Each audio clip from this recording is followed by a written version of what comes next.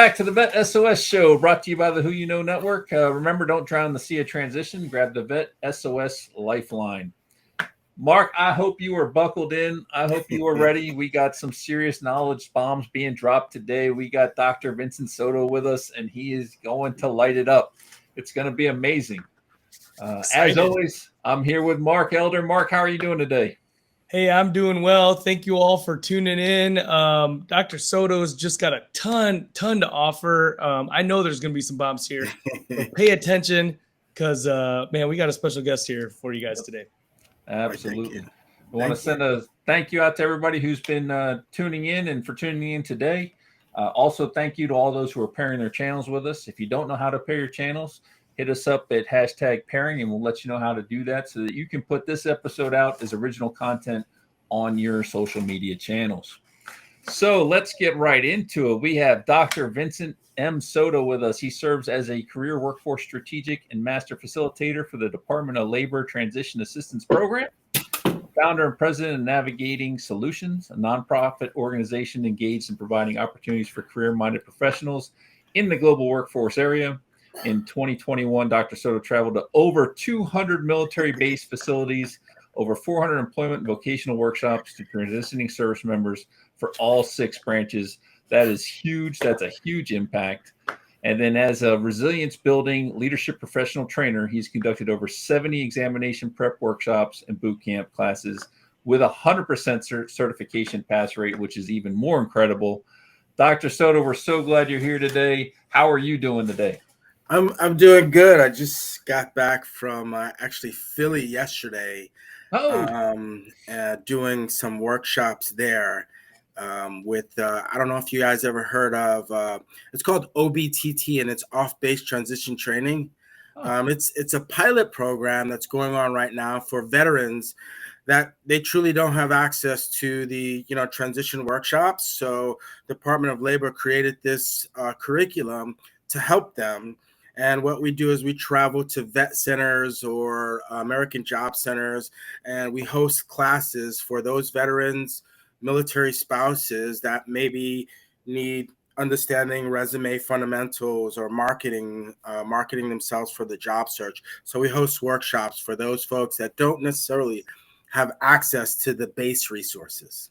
Is that through like the DOL, or who's spearheading that program? Yeah, it's a DOL pilot right now. Matter of fact, one of the pilots is in Dallas. So It's Dallas, San Antonio, LA, San Diego, Philly, Boston, and then Charlotte, Raleigh area. Those are the pilots right now, and they're about to start expanding those as well. So now, did you say OBTTP? OBTT, and OBTT. it stands for off-base transition training. Yes. Okay. Nice. So how were those cities selected? Like what made those cities the choice? I don't know. And that's, it's I find it interesting that those specific cities, and I think they did some type of censor of veteran populations in those areas and came up with those cities. Personally, I just think there could have been some better cities chosen. San Antonio, great city, great veteran city. Mill City, right? The Dallas area, good city. The Philly area, and I think the Boston area, not so much. I don't think you find as much veterans in those areas.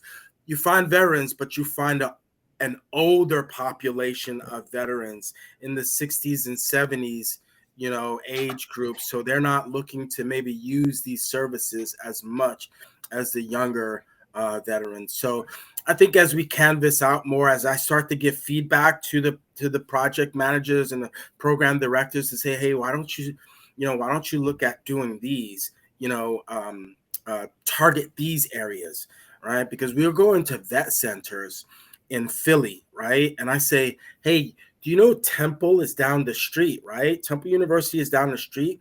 And I guarantee you they have a veterans department.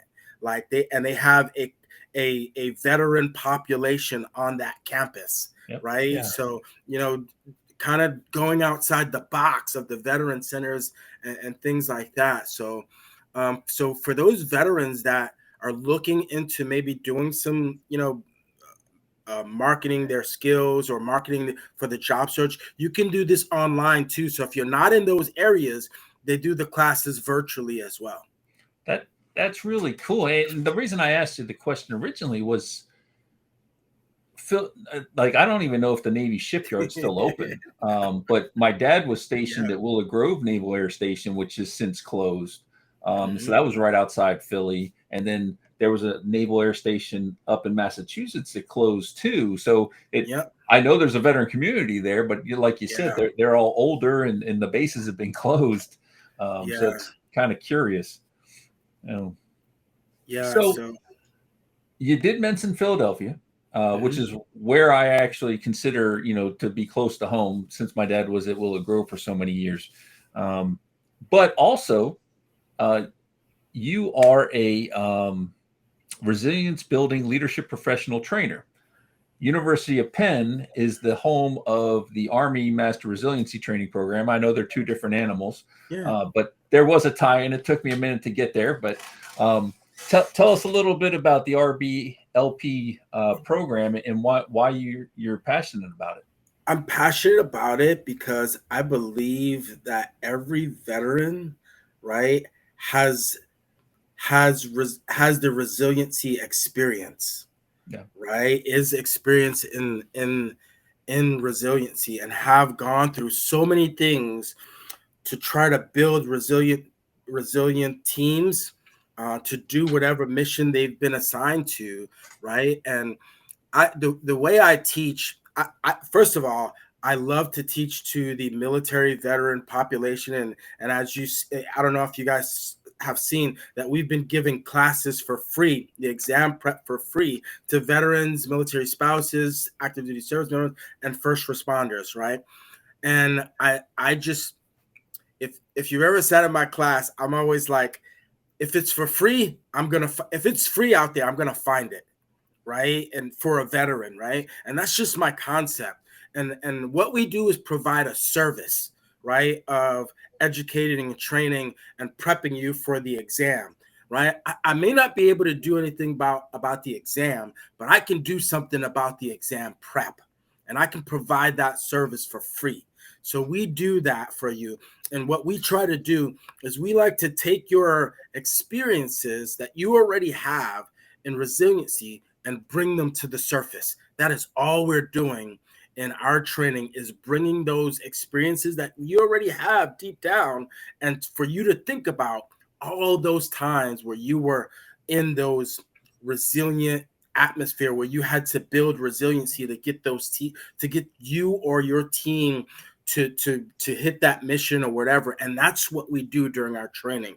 I think we do it probably the best because we focus on your personal experiences, on your professional experiences, and we get you to think about those things, right? And I think I also understand the way that veterans and active duty military, I think I understand the way that we learn, right? And, as far as veterans, I think we're the fastest learning group that is out there, because when we first came into the military, we were forced to learn that way.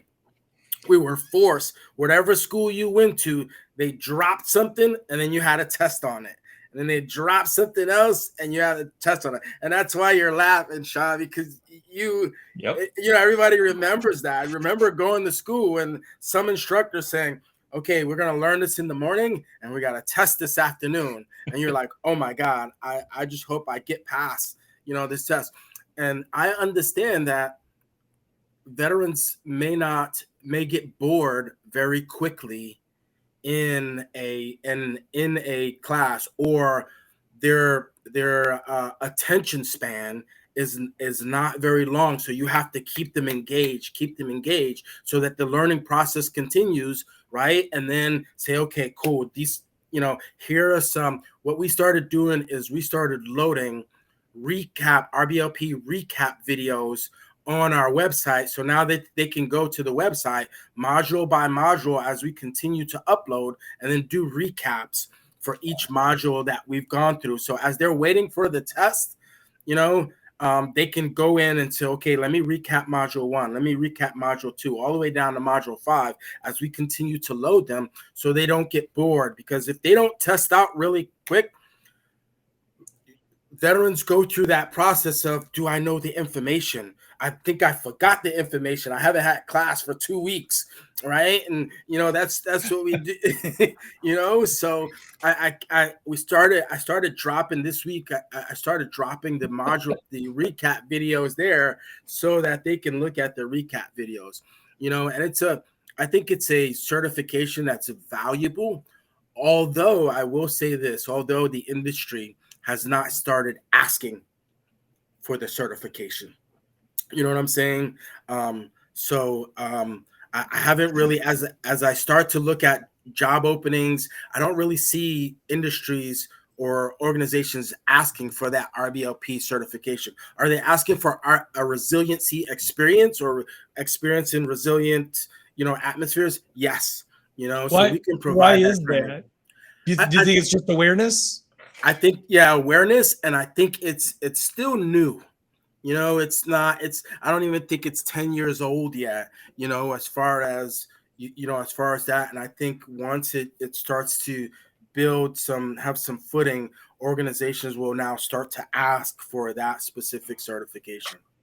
Okay. A lot of organizations have some sort of resiliency training. Yep. And I know the one I'm doing my fellowship through right now, they have a whole resiliency thing. So I've been looking through that, and so it's definitely something I think that's coming.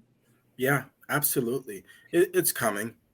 So I like to think of like Navigating Solutions as the place where, if you don't know something, come to us. If you're questioning yourself, come to us, because I had this concept from a friend of mine. His name is Brandon Hyman, and he works for an organization, or he volunteers for an organization that supports missionaries. So right now he's in Africa, Uganda, Africa, and he works for an organization that supports missionaries. And I was like, wow, that's crazy, because the job of the missionary is to support the people, and you're supporting the missionary. So I was like, man, I love that.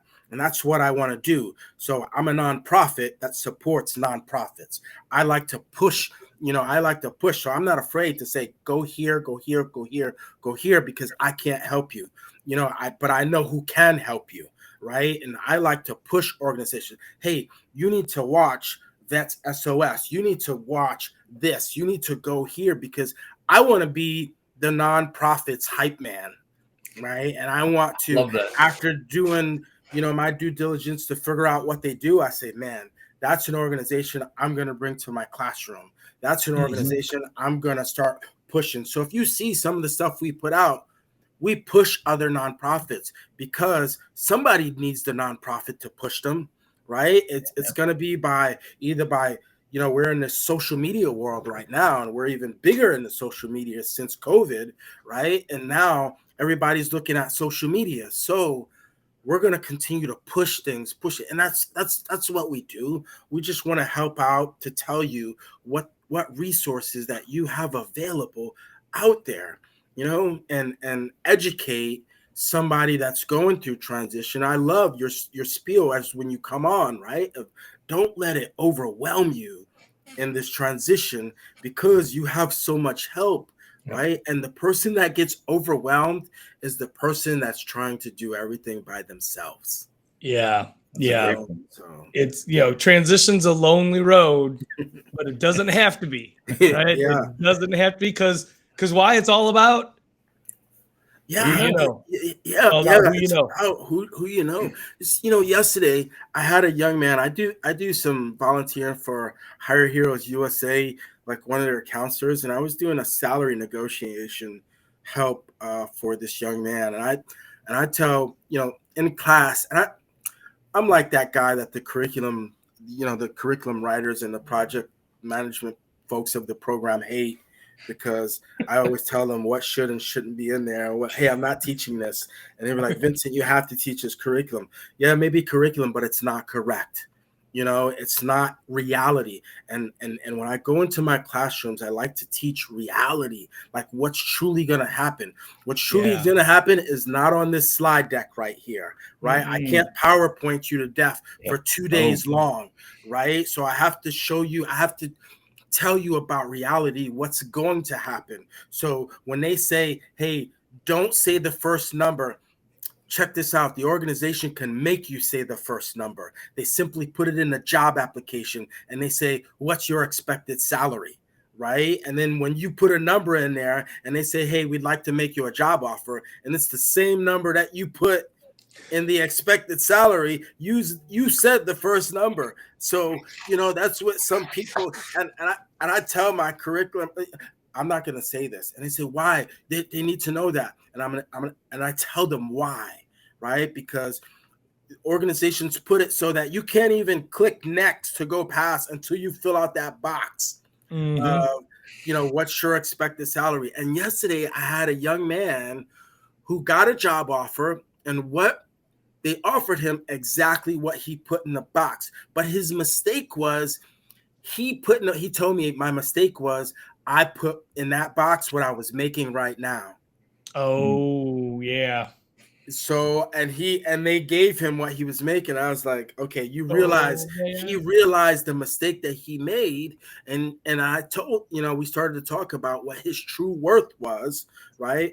Are they in the ballpark of the median salary range? Yeah, but it, like, he was more than what he was making right now, right? That was his salary for the last like 3 years or 4 years. Wow. And now they gave him exactly what he's making. So we figured out some ways maybe he can come, you know, reply to them based upon that. But I said, hey, you know, somebody might say, well, that's what you put down your expected salary is. So we gave you exactly what you asked for. You asked for. Yeah. And I tell people, when you know, do your due diligence as far as salary negotiation.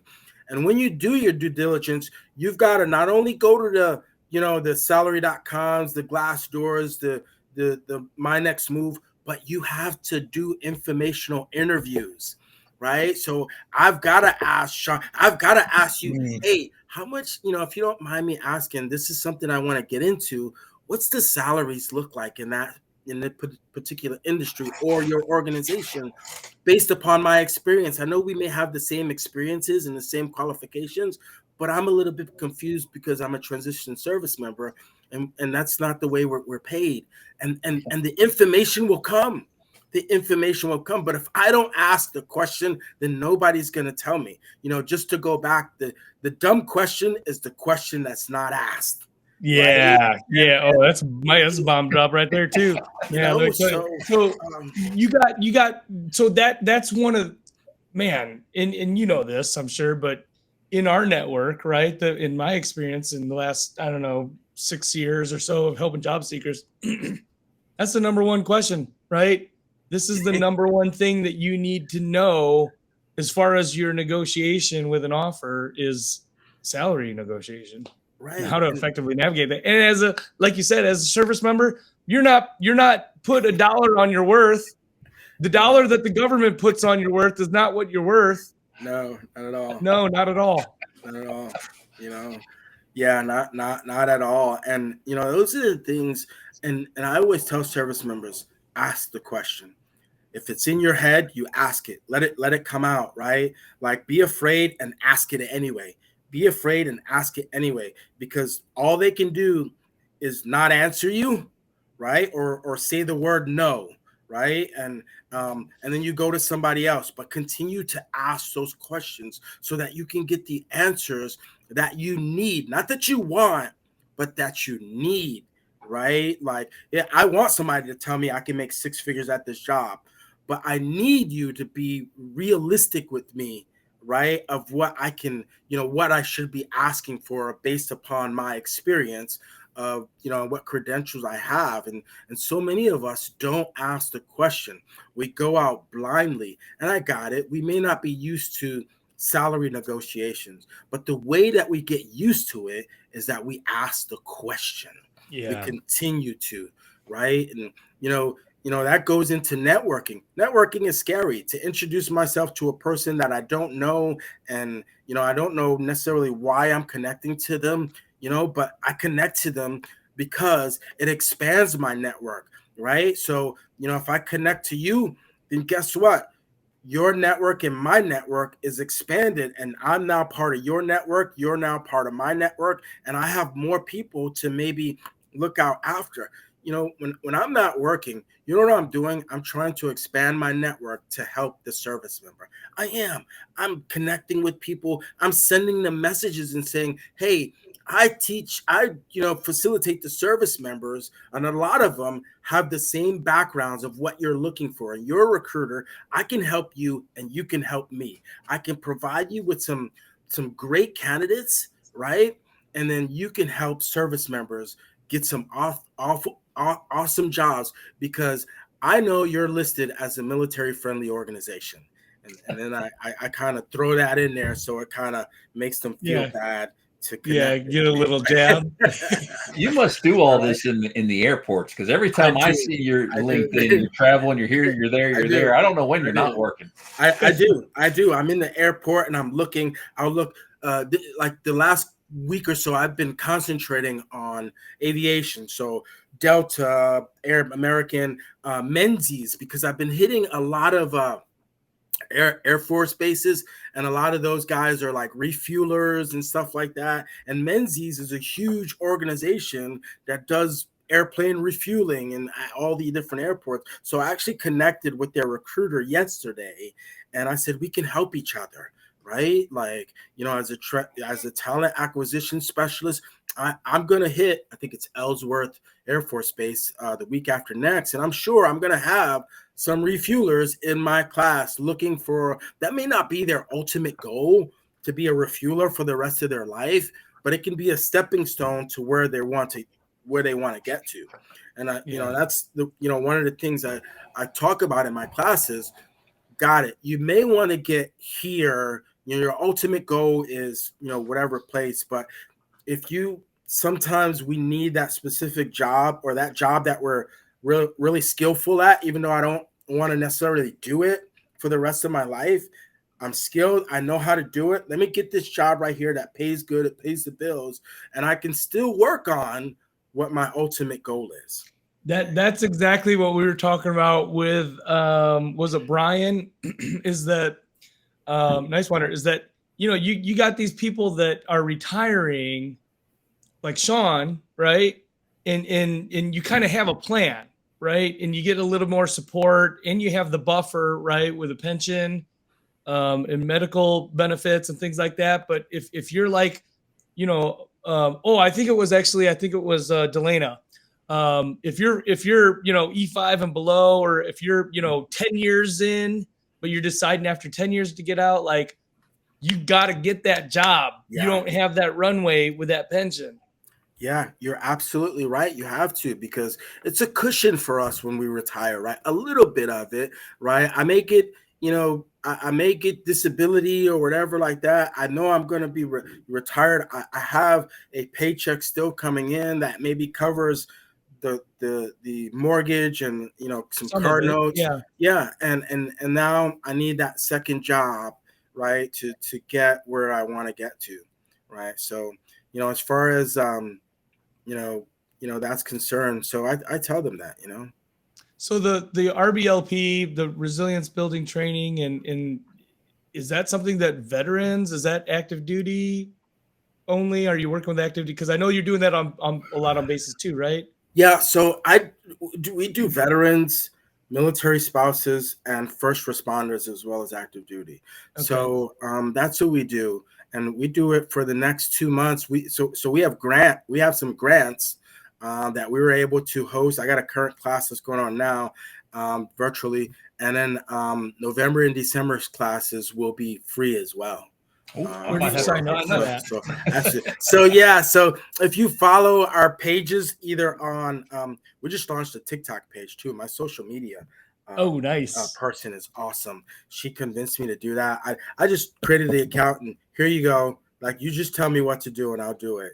Right. And we've grown so much by this young lady's social media because she posts something every day about an organization, about a program, about a resource, about whatever. And we've grown. But if you go on our LinkedIn page, navigating to LinkedIn page, our Facebook page, our TikTok, you'll see the classes start to come out. And once we finish one class, we launch the other class. And it's fairly, because because you have that experience already. A lot of our students go, man, this just took me back to when I was at this duty station, or when I was at this, here when I had this going on, whatever like that. And that's what we like to do, because the actual examination, whether it's hour and a half, 2.5 hours, or 3.5 hours, it's a conversation. It's truly a conversation about resiliency. That's about, and it's based off your professional and personal experiences about resiliency, of things you've been going through. It's not a really tough examination, but it's based on your experiences. It's really, I call it a behavioral test, because most of the questions is going to be about, it's going to say, tell me a time when. Right. It's not like a right or wrong. It's experiential. Yeah, absolutely. And to go further into that, Mark, so is the Army has the credentialing. Well, all services have a credentialing program that you can do it, and that's how I'm going to get into the program. Nice. that covers that. So this is one of those that I definitely have wanted to do for a while. So I'm looking. So I'd like to get into the program. Go on in, brother. Bro, come on in. So that's what we do, because Vince is all about free. I tell my classes, and I'll find something for free. I'll do my due diligence and find it for you for free. Figure it out. Now I'll guilt somebody into giving a couple of classes for free, because I just think we're a different population, right? We just are, right? And we're an all volunteer force, right? All volunteer. I raised my hand and I went to do something I knew nothing about. When you go in the military, you go in blindly. You go in blindly. I don't care what your friends told you about it, what somebody who's in the military told you about it, because everybody's experience is different. Right? So when I raise my hand, and I take the oath of enlistment, right? And I go in, I have no idea what's about to happen. We wake up in basic training and we say, what did I get myself into? Right? Right? Everybody's thought, first day when they wake me up at 02 in the morning, I think they wait till everybody puts their head down before they come back in, right? Yeah. And you go, what did I just do? And then 4 months later, you've gone to school, you've done various things, and you're graduating from your services school, knowing just enough to be dangerous, right? Yeah. And as you graduate from the school, you go do your job. You don't know where they're gonna send you, right? They make you fill out this sheet thinking you have some control over it, right? right? And then they send you somewhere, maybe far away from your home, and you have to grow up quick, fast, have to grow up, right? And then all of a sudden you find yourself on a deployment. None of these are your choices. The only choice you made was to sign up. That's the only choice we've made. So if you're going to sacrifice and go into something blindly and not know where you're going, which during certain times, it's time of war, and some of us, I'm sure, you guys, early in your career, you were deploying like if it was just walking in and out, being at home was just a reset to work or a workup for another deployment, So, I just think, and somebody can scream at me, but I'm going to continue to do it. I just think there's certain things I shouldn't pay for. That's just me. Yeah. That's just me. And there's certain things that veterans should have access to, and it's free training, free education, those things that, help you, right? Bring your value up, right? And, for us, my job is to tell that organization the value of a veteran, This is why you want to hire this person. And I'm going to tell you why. This person has that. You can't find another. There's not another person in your organization that's going to work like him, right? And, you know, a lot of people in class, especially the retirees, will say, I just want a job with no responsibilities, and I just want to do this, right? But I'm going to tell you right now, for every veteran that's listening, for every retiree, that is not going to happen. And this is why, because you won't allow yourself to do that. You won't allow yourself to just be the person with no responsibilities. You won't, because you're going to see something, your work ethic, you're going to see something that is not being done right, and you're going to do it correctly, right? And then your organization is going to start to notice your work ethic. Thus, the promotions will come. Thus, all of a sudden, you're the supervisor. You're talking about, I didn't sign up for this, right? But you did. You signed up for it when you took that oath of enlistment, and they created you like that. They created this work ethic in you that you won't. Your work standards won't allow you not to do something. I don't care. You may have a trash contract in your building. If there's trash in the thing, it's the end of the day, you're going to empty it, because that's your work ethic. If you see something, you're going to pick it up. You're going to do the extra work. I asked somebody in class the other day, hey, if we're at the end of the day, got it, you're working, right? And I give you an assignment at 12 o'clock. We leave at, hours close at 4 o'clock, and you're not done. What are you going to do? And he simply said, I'm going to stay till it's done, because that's the way we work.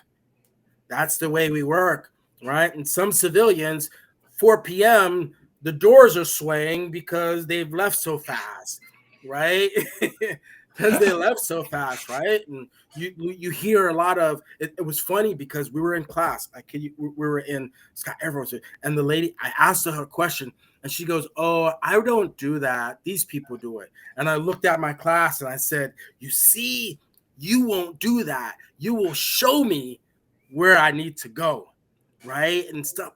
So it's just what we may think we're signing up for or not signing up for. Our inner being of being a veteran won't allow us to work any less than what we're used to, what the standard that we've taught, what the military standard is. And that will far outgrow, in my opinion, civilian standard. And then you will start to get promotions, right? So don't be surprised if you go in and hey, I just want to be the janitor, right? And then all of a sudden you're the supervisor, right? And then all of a sudden they go, hey, I noticed that you do certain things. Would you like to take this on? And what do we do regardless if our plates are full? Absolutely, I can do that. I can help you out, because we don't want to, turn down somebody to help them, right? It's just our work ethic. It won't allow us to do certain things, even in your household. Think of all the things you do in your house that my wife hates, like things that I do, right? She knows that my thing is, if I take something from somewhere else to put it back where its original location is, and she knows that, right? And it's like, hey, Dad's coming home. He's coming home. Like, let's make sure everything is in it. That's just me. But they created this, right? I'll tell you, like, perfect example. I'm teaching my kids right now. I got 3 young boys, and I'm like, they got stuff all over in the playroom, and I'm like, when you're done playing with one thing, you go put that away before you start playing with something else, right? But that came from the military. Yes, yeah, it came from the military and our work ethic. So when they asked me, hey Vince, I got an assignment this week and it's my off week, I go, hey, fill it, I'll take it. And my wife's like, hey, I thought we were gonna do this. Well, sorry, it's like a deployment. I don't know, So we're some folks that will make an organization grow. We can make an organization grow once we learn what we're doing. We just take off, So, veterans, I believe in the value of a veteran. Well, I know. So I agree. Hey, all veterans should be getting, transitioning active duty. I mean, they should be getting free. These programs, these resources should be free. I mean, either that and like you said, like civilian difference from military veteran to civilian. Like, it's either that. Let's all support these veterans and give them what they need. Yeah. Right. Or everybody's going to serve. It's going to be like Switzerland. You're all going to, like Korea. Everybody's going to do 2 years. Right. One or the other. You pick. But let's support them or you serve. Right. Absolutely. Absolutely. So I know we're getting down to time. So we keep recruiting like we're doing right now, and we may go to that mandatory. Yeah, right. Yeah. So aside from we just identified Trevor's new best friend, because Trevor from the Who You Know Network, he is all about free 99. So I think we just found him a new best friend. There you go. You shared some amazing things with us today, Dr. Soto, and so glad you came on here. As we come down to time, though, what's one thing you want to leave with the audience?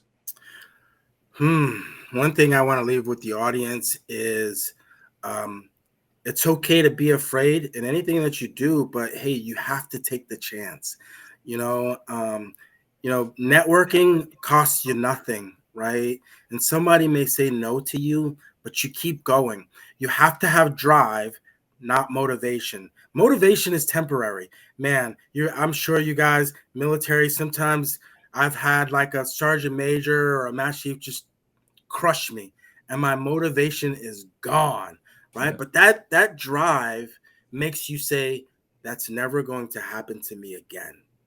And I push, and I push through it, right? Establishing a perfection. You have to have that drive in your transition. You have to have the drive. People are going to tell you no to a skill bridge, no to your terminal leave date, no that you can't go to this class. And you keep pushing. Well, I can't go to this one. I need to go to that one. If this date doesn't work, does this date work? Well, if this skill bridge doesn't work, how about this one, right? And you have to continue to have that drive because people are going to tell you no, right? They're going to tell you no. And it's almost like in that transition, don't take no for your final answer unless it's the commander, right? But you got to keep on moving. If you get ghosted by a recruiter, hit somebody else up in the organization, right? Keep going, keep writing those messages to them, right? Keep doing it. Go after the next one, right? And you got to have that drive. And that person that has that drive will get to their goal. They will. They will. Boom. Yeah. Outstanding. Dr. Soto, thank you so much for coming on today and sharing such great information. And the one thing that really stuck with me is kind of along the lines of what we're trying to do here. In that you said as a nonprofit, you're pushing other nonprofits. We're not a nonprofit. We're doing this because we want to give back.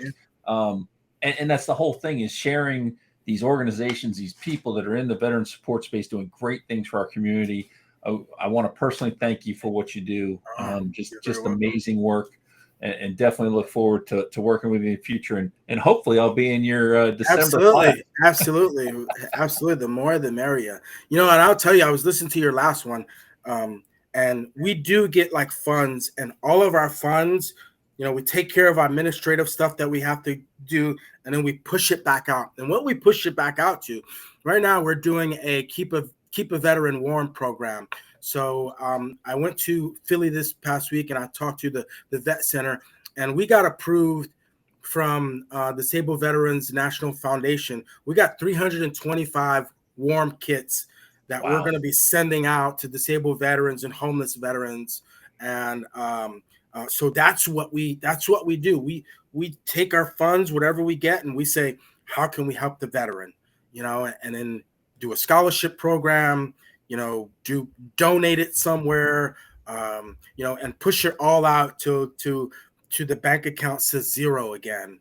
And then, hey, now we need to raise some more money so that we can give some more out. Right. And that's what we do. Right. That's awesome. Well, be sure, guys, audience, listener audience, connect with Dr. Soto. And Absolutely. If you want to pay it forward and do some donating too, it sounds like they can use it. Yeah, absolutely. Well, thank you again. We'd like to thank everybody for tuning in to the Vet SOS podcast, and want to remind everybody, don't drown in the sea of transition. Grab the Vet SOS Lifeline.